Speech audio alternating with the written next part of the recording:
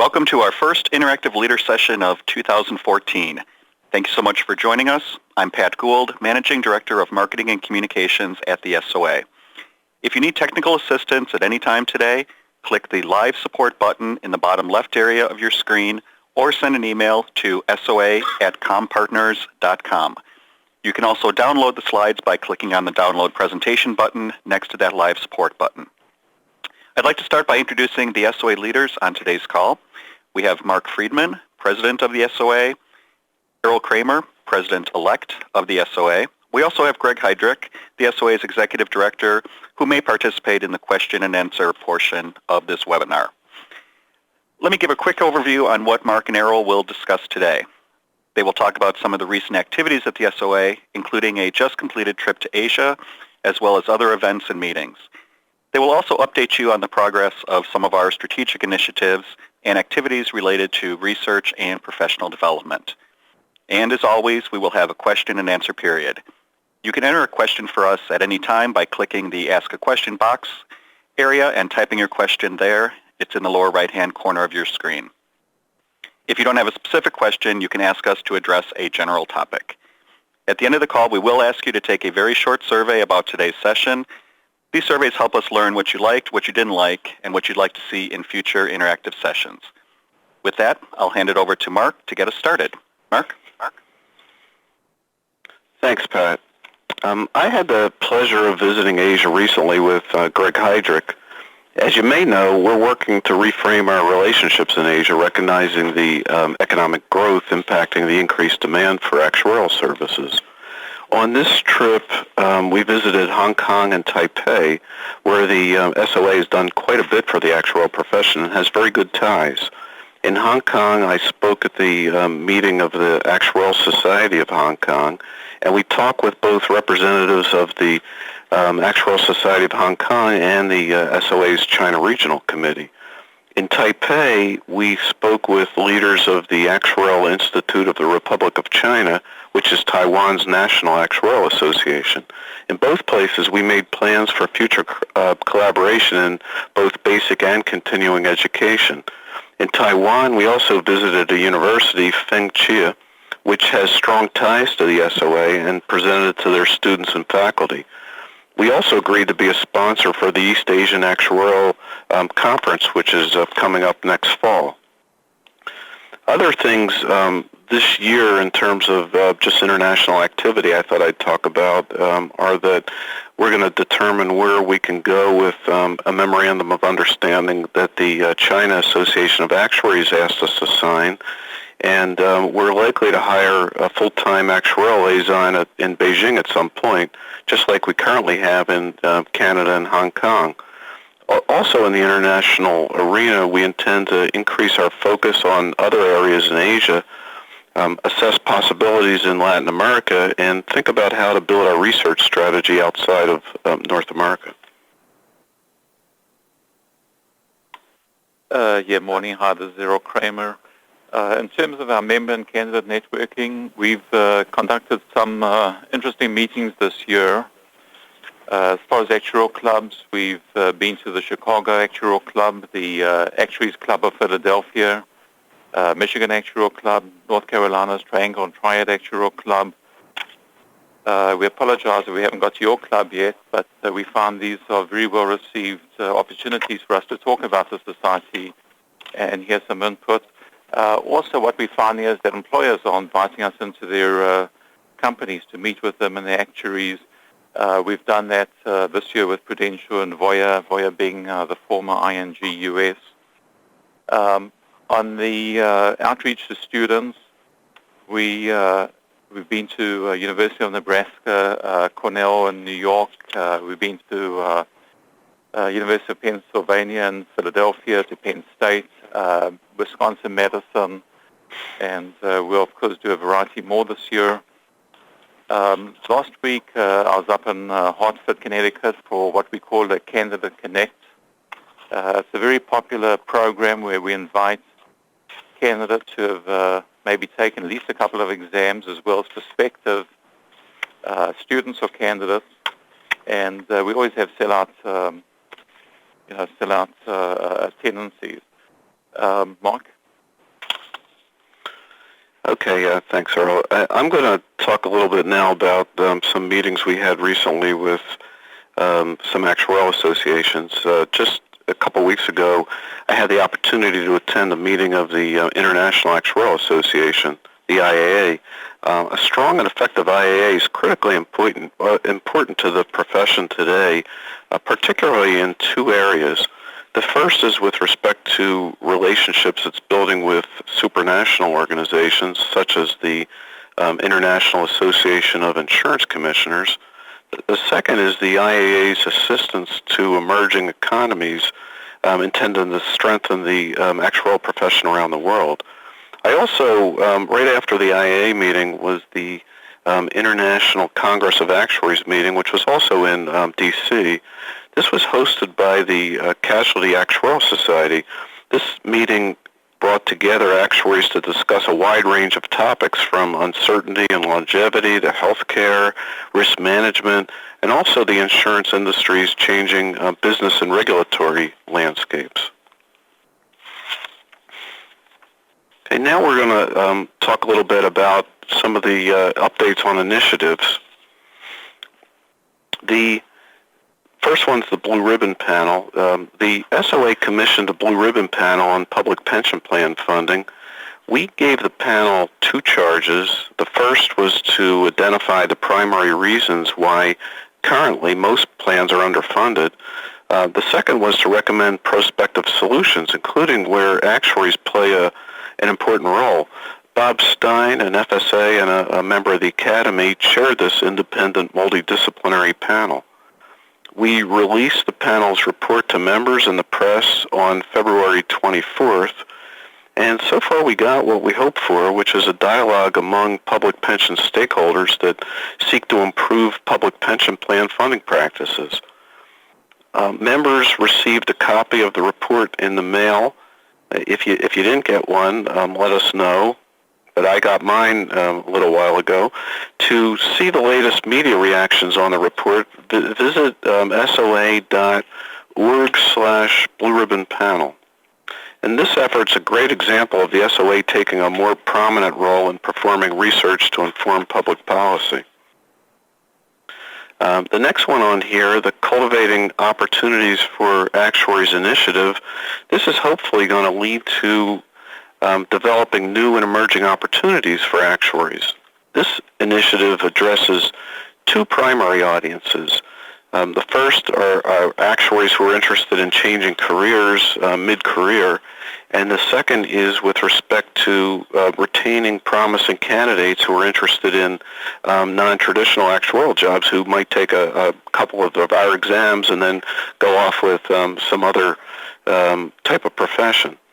So we're going to target opportunities where our experience and skills can be leveraged and might be the easiest for actuaries to enter. For example, South Africa and Australia have successfully developed opportunities for actuaries in banks, and some of the consulting firms have developed opportunities in analytics. We hope to leverage these types of successes to further open new fields and opportunities for our members and for the young people coming into the actuarial profession.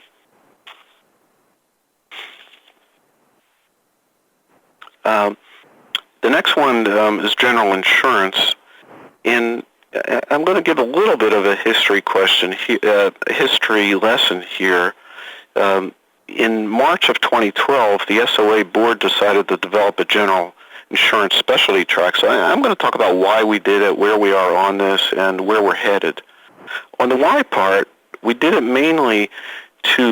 really because we wanted to not only enhance our current and future members' credentials, but we feel it'll strengthen and broaden our profession. When I was studying for exams, before most of you were born, the SOA offered two fellowship tracks, individual life and the group one included pensions.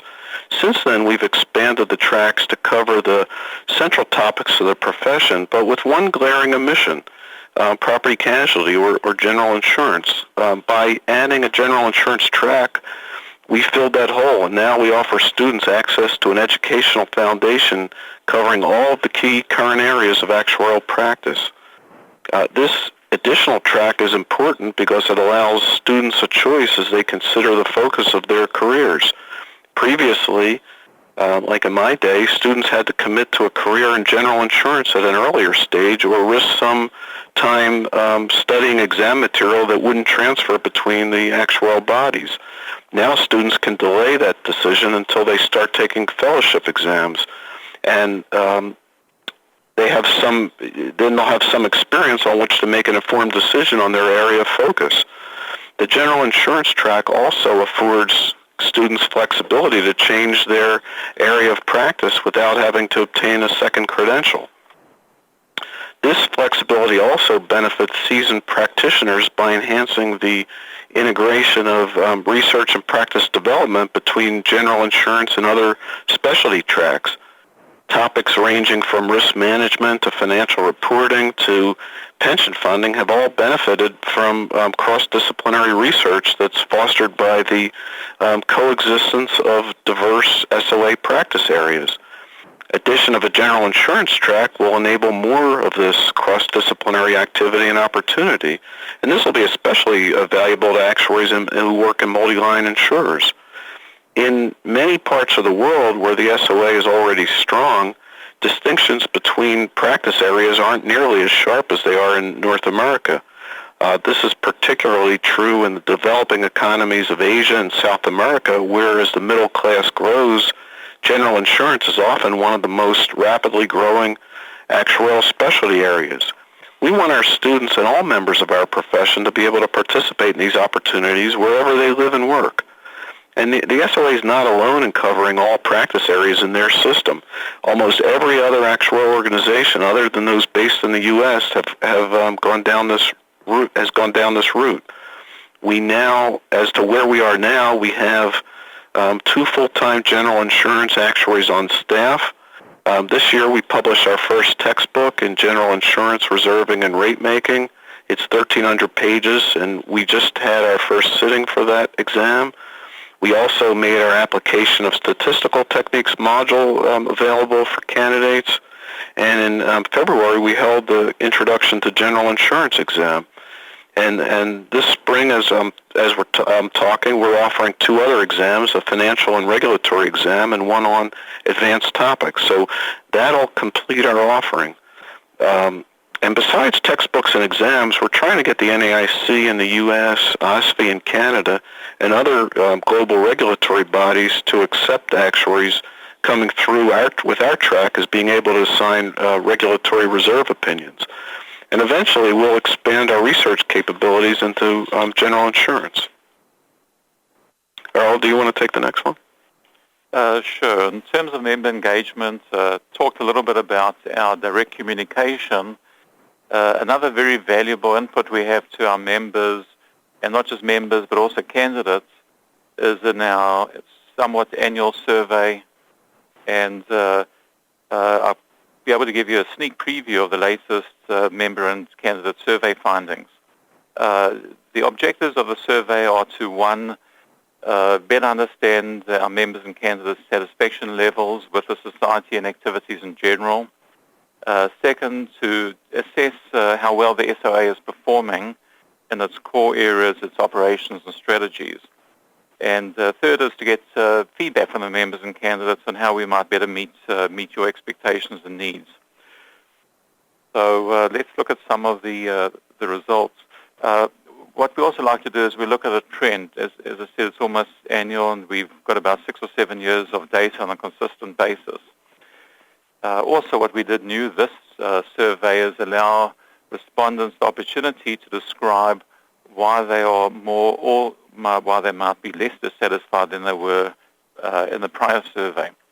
So overall, somewhat heartening, the satisfaction and performance scores have improved generally, and all the rest are either are at least as good. So we certainly are having a lot more satisfaction. Surprising, at least for me, is that our Canadian members outpaced the increase in overall satisfaction. So apparently our stance against the CIA credit for university exams didn't really weigh negatively against us. In fact, the Canadian members tend to be more satisfied overall than our U.S. members. And in fact, we've seen a noticeable rise in education and image building scores across the board.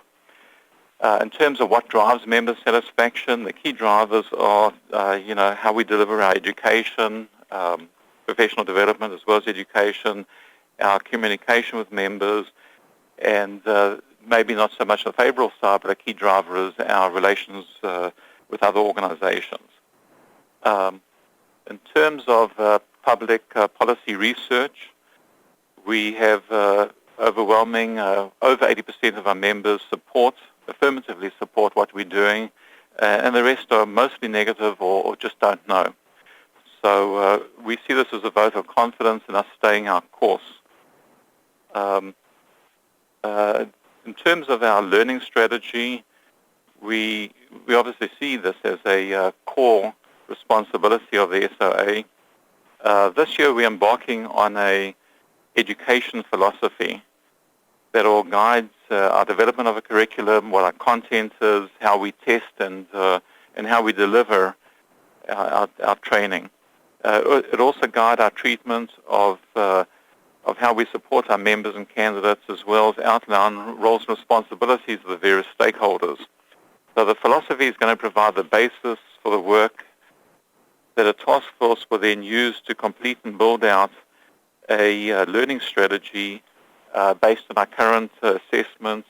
This will involve market research, looking at adult and professional education trends, best practices, benchmarking, external reviews.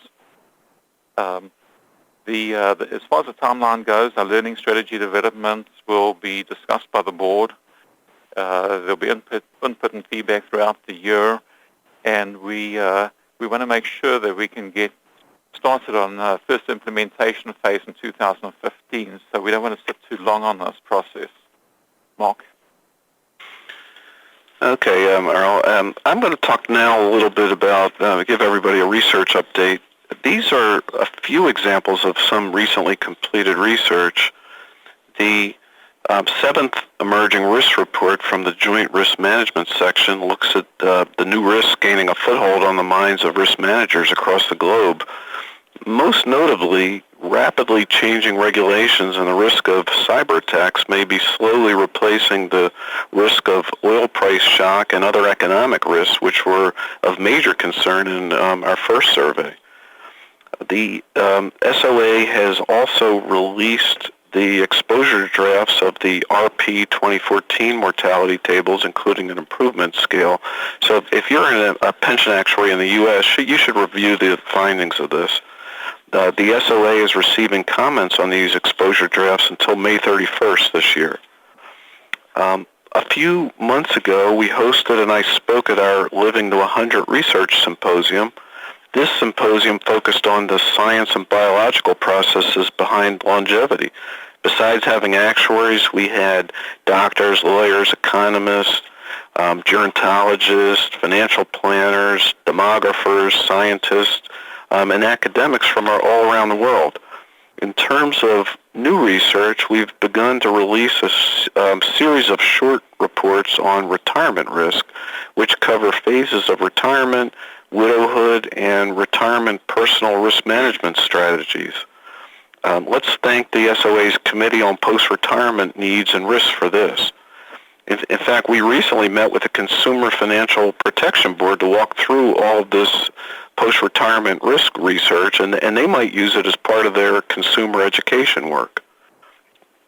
The SOA is also partnering with several actuarial organizations to provide actuarial insights on climate risk issues. Later this year, the group will launch an actuarial climate index and an accompanying risk index, both of which examine extreme climate events. The next one here is about our data-driven in-house research, where we're providing insights on MAP 21 pension funding stabilization and insights on the multi-employer system. We've also have several new partnerships in place to complete new research for our members. the SOA and MIB partnership will provide members in the life insurance industry at large with more timely, relevant, and responsive life insurance experience studies, as well as other areas of actuarial research. And this will come in very handy when principal-based reserves arrives in the U.S. And also worth noting is that the SOA and the Canadian Institute of Actuaries just partnered, and we're going to develop, we did a memorandum of understanding with them, and we're going to develop actual retirement research relevant to Canada together. Errol? Yeah, hey, Mark. Professional development is one area where we get high marks. I mean, the society is going to give you a very polished presentation or learning opportunity with, great volunteer speakers and topics. The upcoming events are listed on the slide. For those who don't have it, we have the Canadian Health Actuary Seminars coming up May the 5th in Toronto. The Life and Annuity Symposium, May 19th and 20th in Atlanta. The Big Health Spring Meeting is June the 23rd, 25th in San Francisco. We also have an Asia Pacific Annual Symposium, June 26th, 27th in Macau for those who can travel out there. And we have the Valuation Actuary Symposium, August 25th, 26th in New York City. So just a few of the upcoming main events. Of course, we also have a lot of webinars and seminars. Other online resources would be our Biz Library. It's year-round access. You can get courses on business school programming, leadership, professionalism, communication.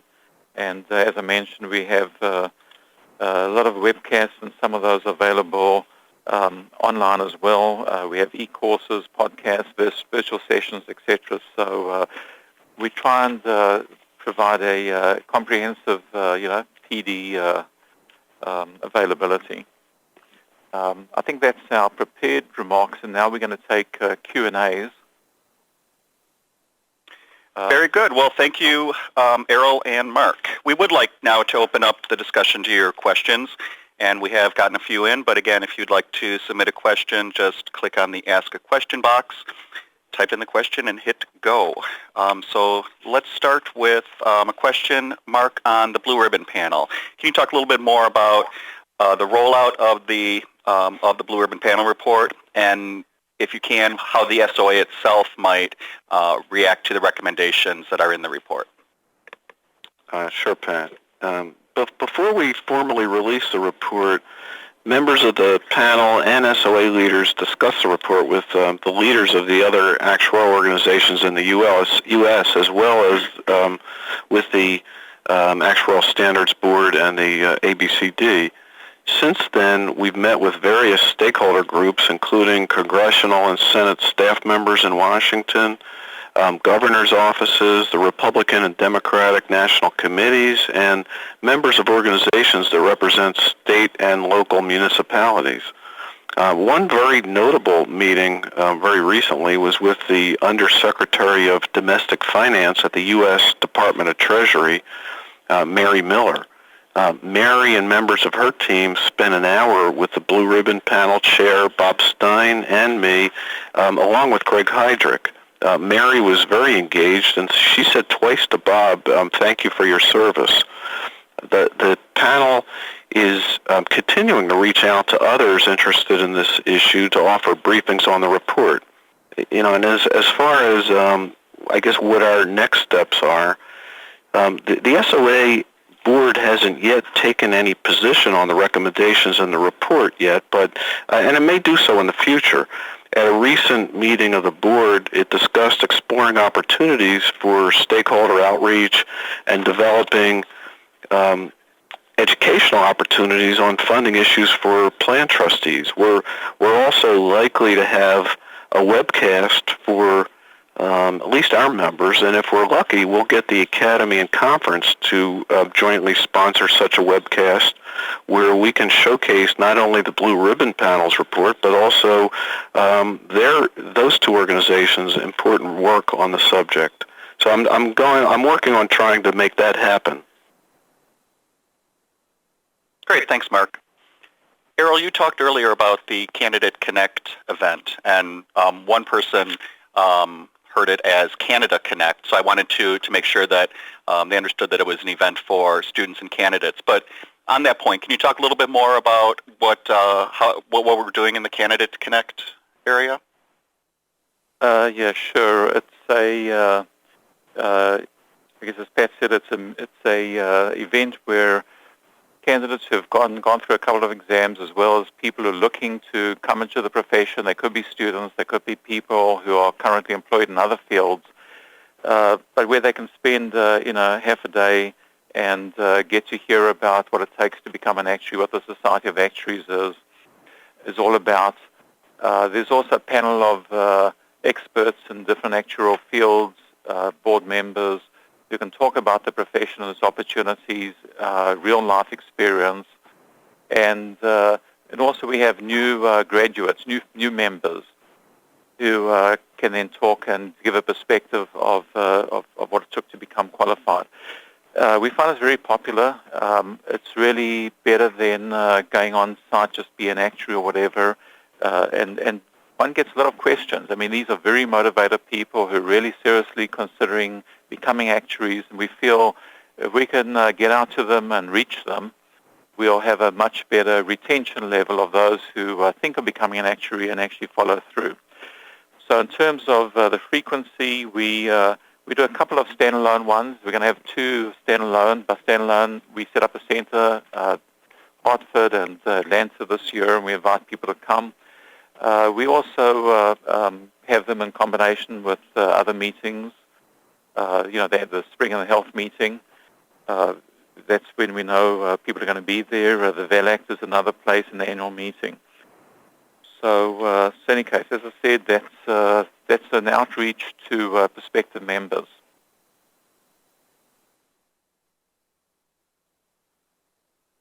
Great. And on a related point, Errol, we hear from employers from time to time that actuaries need to develop stronger business and communication skills. You talked a little bit about that in the presentation, but can you talk a little bit more about how the SOA is helping to meet that need?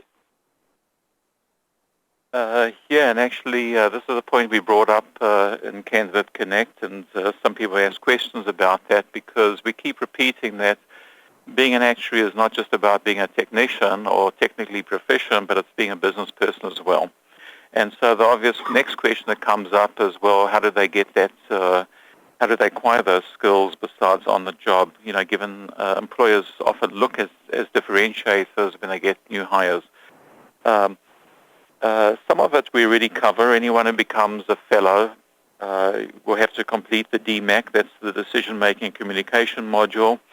It's also available as an e-course, so even if you don't do the DMAC, you can still take that course if you want to freshen up or just improve your communication skills. The focus there is on the communication, both written and oral, also decision-making and the business solving. Another item we've done is we've rolled out our business library, Biz Library. Just a few months ago, there's, I believe, at least 30 e-courses.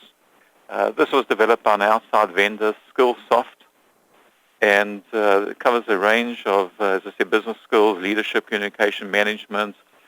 Anyone from a new candidate or even a veteran actuary can go there, and you'll find it on SOA.org, and it's Biz Library. Thank you, Errol. Mark, can you talk a bit, you talked when you were talking about the general insurance track, about the need to have it recognized. Can you talk about how we're working with the NAIC to affect that? Sure, Pat. The SOA has provided the NAIC with its perspective, as have the Academy and the Casualty Actuarial Society. The Academy suggested to the NAIC that every actuary signing an NAIC prescribed statement must be a member of the Academy. While we agree that membership in a professional actuarial organization is an important criteria for identifying who's a qualified actuary, our view is that membership in any of the major U.S. organizations should be equally acceptable because all such members are equally bound by the same code of professional conduct, the same qualification standards, the same standards of practice, and all are equally subject to the same disciplinary process. So it's important to note that it's not just membership that counts for qualification purposes. We've emphasized that in every case, the actuary would still have to meet the U.S. qualification standards established for signing that particularly regulatory NAIC statement. Thanks. And we have gotten a number of questions in about the SOA's relationship with the Academy related to the general insurance track and then a bit more broadly. Can you talk, Mark, and maybe Errol would like to as well, about our relationship with the Academy and where that is now and where we're looking to go in the future? Sure. I guess first I'll just talk a little bit about the issue that I'm sure most people have seen in some of the email correspondence. Recently, the Academy Board of Directors removed from its board the special directors representing the Society of Actuaries, which were me and Errol.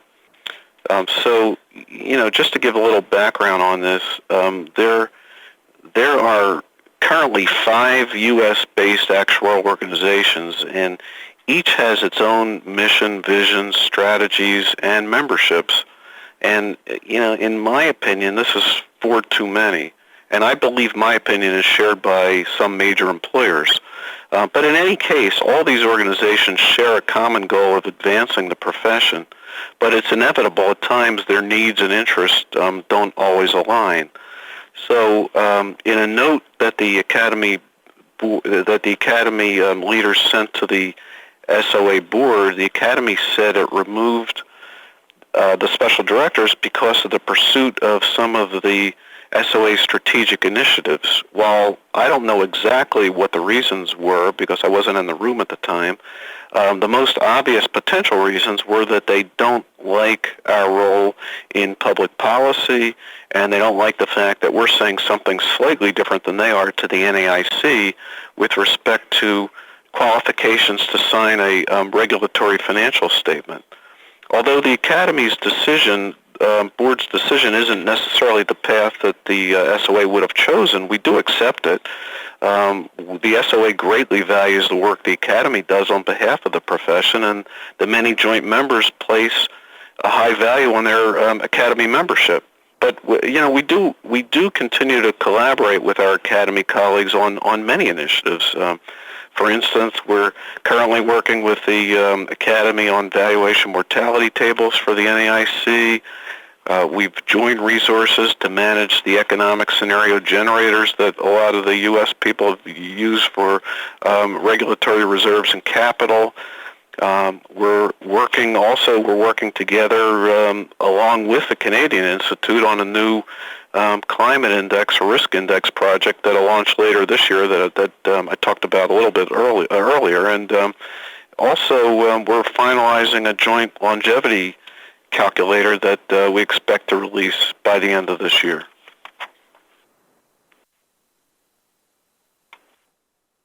I'll just emphasize again what Mark said, and that is on an operational level, many of our members are members of the Academy and on Academy committees, and there's a lot of good work that's done on the Academy. We fully support. I've had some members come up to me and say, what does this do to the relationship? Should they volunteer? And I said, absolutely. Many of our board members have had leadership positions, etc. So operationally, we see that it's very valuable and important that all the functions that further the actual profession get done. So I encourage you keep on volunteering and on the operational level. Thanks, Errol. I'm going to ask Greg Heidrich to take this question. It's regarding a partnership that we're entering into with MIB, and the question was how that will affect the future of experience studies. Thanks, Pat. I'm happy to address it. we're very committed and have been for a long time to our experience studies work. We've been adding resources in that area, staff resources, research resources, to continue to strengthen that. The partnership with MIB is an exciting opportunity for us. We were delighted to step into that partnership with them. As many of our members probably know, we've been working closely with MIB on experience studies for decades, probably 40 years or more, and they've been a very strong and capable partner for us. As the state regulatory system in the U.S. moves towards the PBR system, one of the things that state regulators have started doing is instituting mandatory data collection in some lines of business and for some states, and also moving towards naming a statistical agent to collect that data. MIB has been named as the first such statistical agent for the states of New York and Kansas, and they collect that data, individual life data now.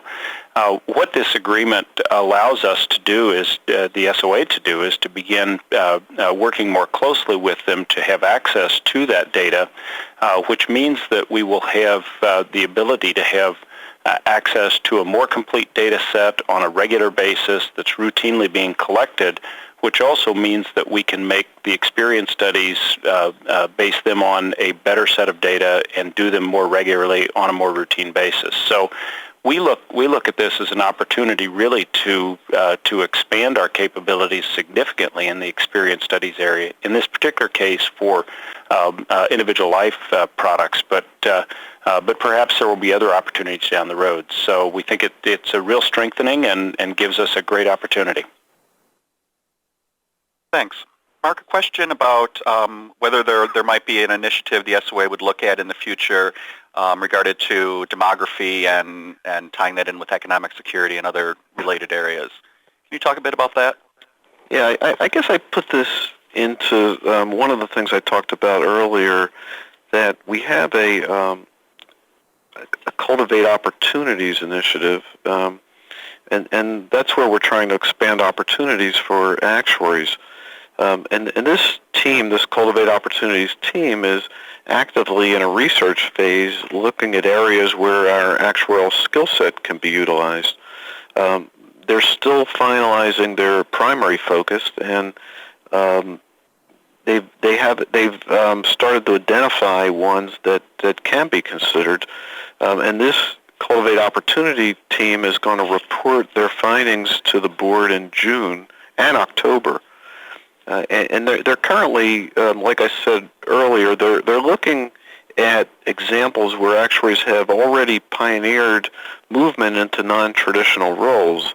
So stay tuned as we communicate the findings from this Cultivate Opportunity team to our membership as they're approved by the board. Thanks, Mark. Errol, one of these strategic initiatives for this year is called Learning Strategy. Can you talk a bit about what is planning to be accomplished through that? Sure. The SOA's vision states the SOA is the leading provider of globally recognized credentials, establishing actuaries as business leaders who measure and manage risks to support financial security for individuals, organizations, and the public. Quite a mouthful, quite a lofty goal. The idea of the strategic initiative on learning is to define what really sets the SOA apart and develops how will we get there in terms of being the leading provider. At its recent meeting, the board approved an education philosophy that will provide the basis for the work that a task force will complete to develop a learning strategy based on our current state assessment, market research, adult professional education trends, best practices, benchmarking, external reviews. The intent is to implement this strategy in 2015. It was covered as one of the bullet points on the slide. And as I said, this is underway and will become the basis of our of really defining how should someone be trained and credentialed as an actuary, and what are the needs and requirements for ongoing professional development. Thanks, Errol. You know, Mark, in the new, or relatively new, I guess, it's pretty established now, strategic plan for the SOA, employers are noted as an important stakeholder. Can you talk a bit about how the SOA is working to connect with employers and get their feedback and understand their interests? Sure, Pat. I guess the best example of this is that we established an employer council back in, I think it was 5 years ago, roughly. And the purpose of this council is to establish a solid communications channel with the employer community and to provide the SOA with deep and early employer insight into a bunch of areas such as current and future business trends, issues and challenges facing the different industries that we work in, like insurance, benefit consulting, and the broader financial services firms. Insight into the employer's hiring and staff development needs, preferences and practices, business needs for research and other forms of intellectual capital development and risk-related areas, and the market relevance of various SOA products and services. So, you know, for example, when we come up with strategic initiatives or suggested strategic initiatives, we actually have a session at the Employer Council usually, and we run these through with the employers to get their input on them as to, you know, if they think we're going in the right direction, any kind of tweaks that they think they want to put on them, and things like that. This group meets, I think, twice a year, maybe 3 times, 2 to 3 times a year, and discusses a variety of issues. Employers currently represented on the Employer Council represent insurers, consultants, executive search firms, and from time to time, non-traditional employers. And you know, we have representatives from both North America and Asia on this council. Thanks, Mark. Greg, I'm going to ask you to talk a little bit more, if you would, about the Actuarial Climate Index. I know it's a project that you've been paying attention to, and we have had some people write in looking for or asking questions about that project. Sure, Pat. Happy to do so. One of the questions that we've gotten about it is just where can you find more information on the Actuarial Climate Index project.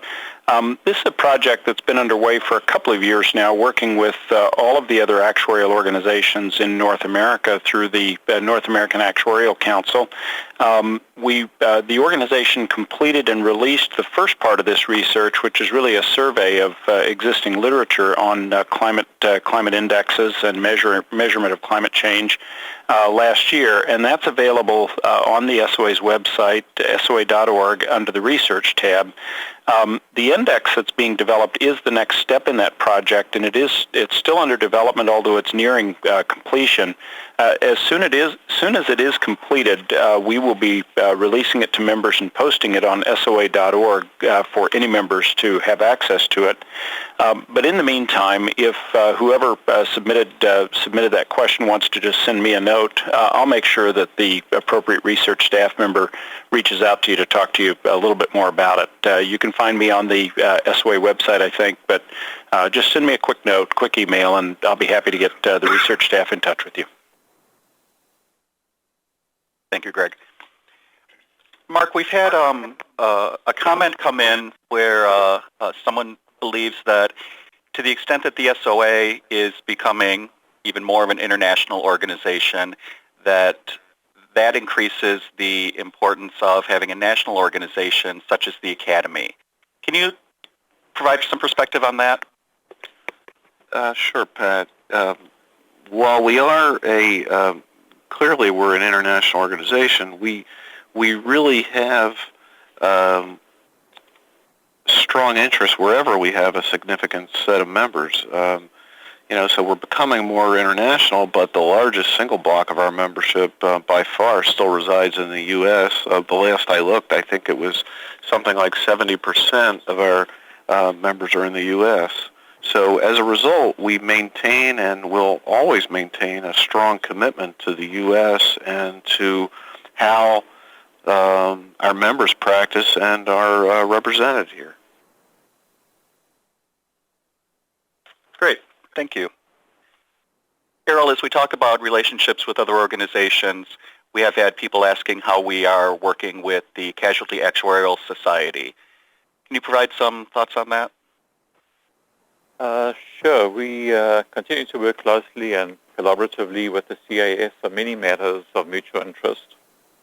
Some of them that come to mind are the Joint Risk Management section, jointly the ERM Symposium, beanactuary.org website, anything that we do to promote diversity in the actuarial profession, things that we consider to be good for the profession in general.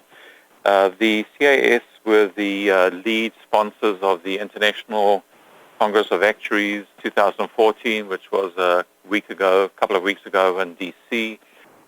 We provide a lot of logistic and cooperative support, including financial backstop support. So we do work very well and collaboratively with the CAS. We also work with them in education. I think many of you know we don't officially have a joint sponsorship of the social level exams, but the CAS does rely on us as a provider of the exams, and we welcome, and they do have volunteers that they have on our examination committee. So we certainly do work with them. Thank you, Errol. Mark, we've had a question come in regarding the Academy's suggestion to the NAIC that fellows who go through the Society of Actuaries General Insurance track would be recognized through the Casualty Practice Council of the Academy. Can you talk a bit about your thoughts on that process and how we're responding to that? Sure, Pat.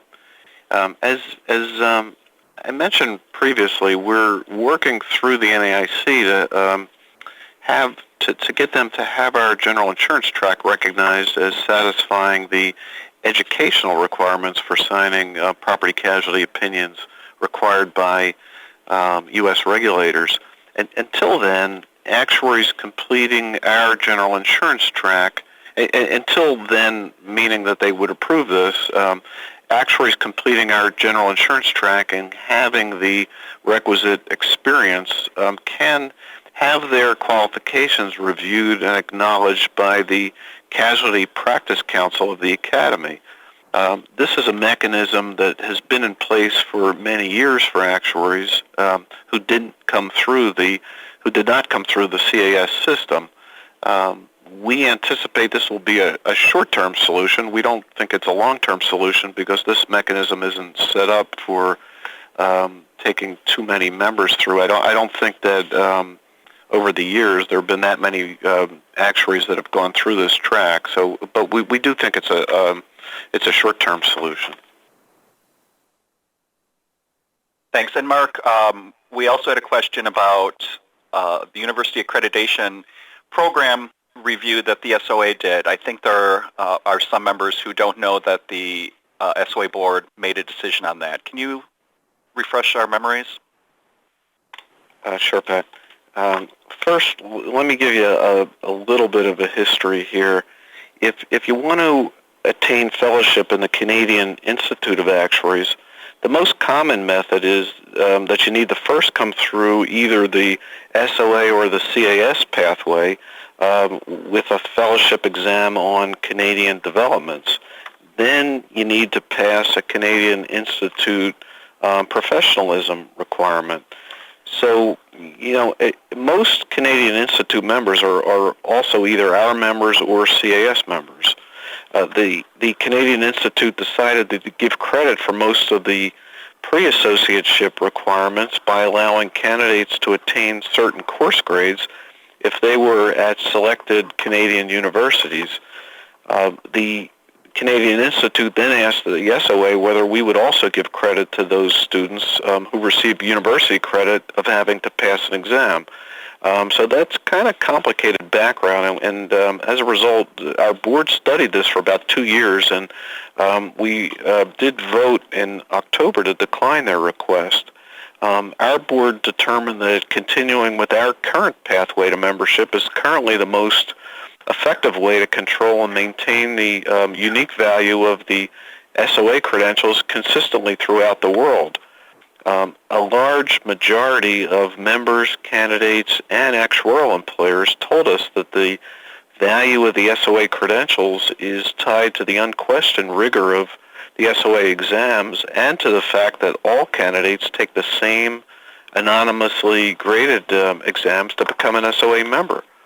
We had an extensive survey of members and candidates, and we asked our employers for input in our employer council, which, like I said before, consists of about 20 or so major employers.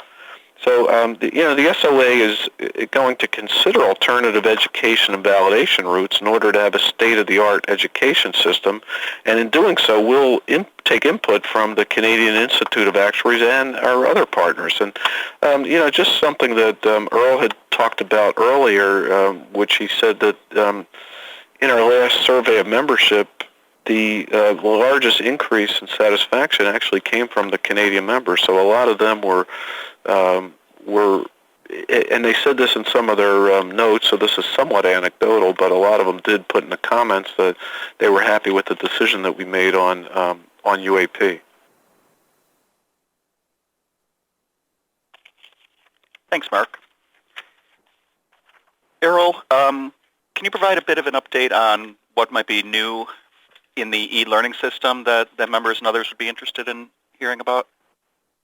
Sure. There are two new items. One is community, and the other one we call networking. Our community function allows candidates and members to ask questions and get answers from other members. In other words, what we'd, I guess, call a wiki of information. So it's a quick and direct way that one can get information from your peer group of knowledgeable people.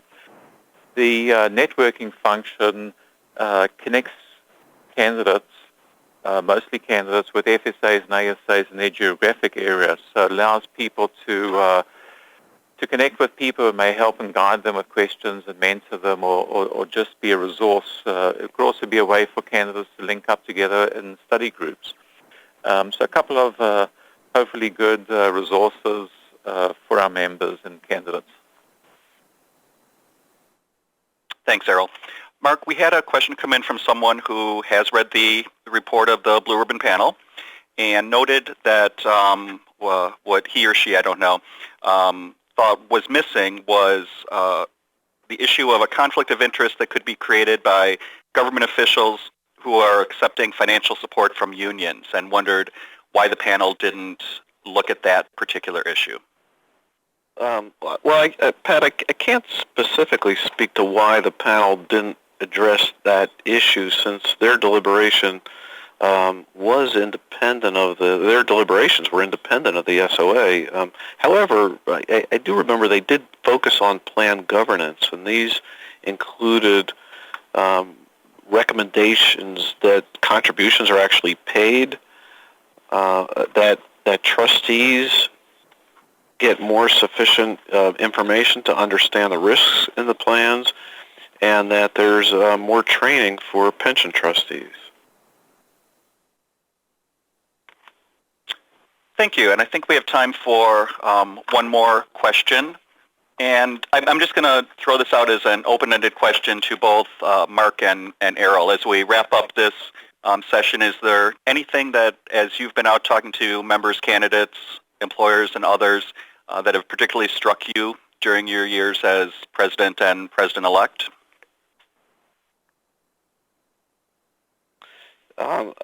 Okay, Pat, I'll take a first crack at this one. I'll talk about three things that I've done a lot of in this year, and that's university visits, SOA events and local club meetings, and the fellowship admission courses. At the university visits, it's just great to see the enthusiasm of students the most important thing students want that I've seen is advice on getting an internship or their first job. When I go to SOA events and local club meetings, I find out, interestingly, that many of our members feel the same way I do. They're passionate about our profession, and they believe the SOA credentials are our most important asset. They also want to learn more about what we're doing to keep it relevant, the credential relevant, and they want to provide input and challenge us at times. And then when it comes to the fellowship admission courses, I don't think Errol has done one of these yet, but these are the absolute best, so he's going to enjoy these next year. Whenever I'm feeling a little beat up, all I need to do is attend one of these to improve my attitude. At the final ceremony, these members have smiles on their faces for every second, and they even want to take pictures with me, which I don't quite understand, but how can you beat that? Well, Mark, I'm looking forward to those fellowship courses. I too share just the sheer pleasure and joy of being with students and candidates.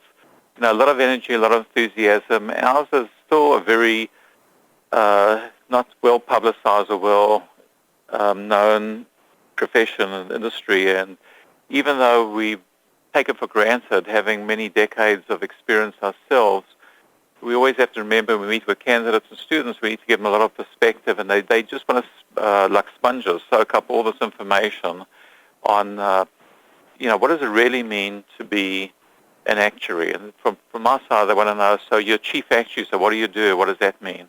You talk of business skills. What does that really mean?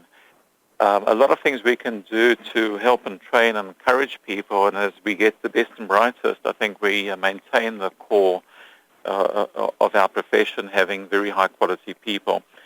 So I've always sort of going out to speak to students, whatever, before becoming president-elect as, it's sort of nice to do, but now I realize it's more than that. It's really vital for our sourcing of prospective candidates.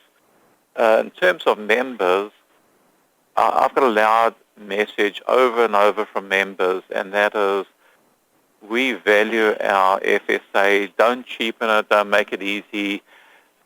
Sure, everyone says that the prior generation had hard exams and all that, but I think the message is that we really have to keep making sure we become relevant and that our credentials get valued. If, having an FSA or ASA means something, and even little small things like university accreditation, etc. That people are worried will chip away. So strategically, that has become, in my mind, very important. But I guess, those are my basic observations. Great. Thank you very much, Mark. Thank you, Errol. We have come to the end of our time today. I'd like to thank our members for participating in this interactive webinar with Mark and Errol. Your participation and questions are very much appreciated. At the end, you will receive a short evaluation survey, as I mentioned earlier. We very much welcome your comments, so I hope you will take a few minutes to fill that out. And with that, have a great day, everyone. Thank you.